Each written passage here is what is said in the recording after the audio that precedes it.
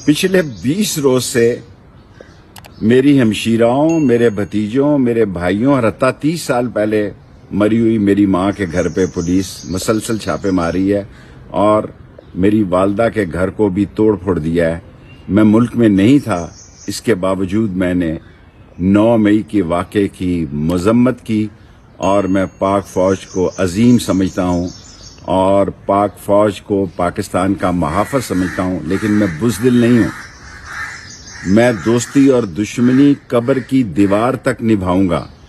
3 आदमियों को एंगेज किया गया है मुझे ख़त्म करने के लिए। मैं कौम को बताना चाहता हूं कि मैं अपने दिफा का हक रखता हूं और मैंने पाकिस्तान की हकीकी हुकूमत के ज़िम्मेदारान को लिख दिया है कि ज़्यादती की एक हद होती है और ये ज़्यादती इंतकाम की उस जगह मौजूदा पीडीएम के लोग लेकर जा रहे हैं और जो ये फसल बो रहे हैं जो बिल आखिर इन्हें काटनी है, मैं समझता हूं इंतहाई काबिल अफसोस है। और मैं सिर्फ एक ट्वीट दे रहा हूं, मैं पिछले 20 दिन से किसी चैनल पर भी नहीं गया और अगर मेरे ट्विटर से आप इतने खौफजदा हैं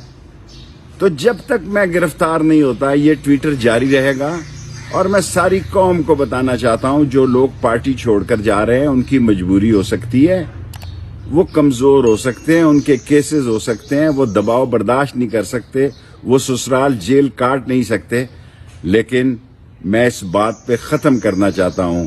कि मौत मेरी महबूबा है, हथकड़ी मेरा जेवर है, जेल मेरा ससुराल है। और जब तक इमरान खान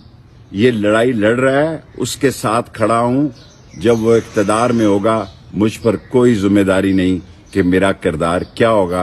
क्योंकि मैं सच का,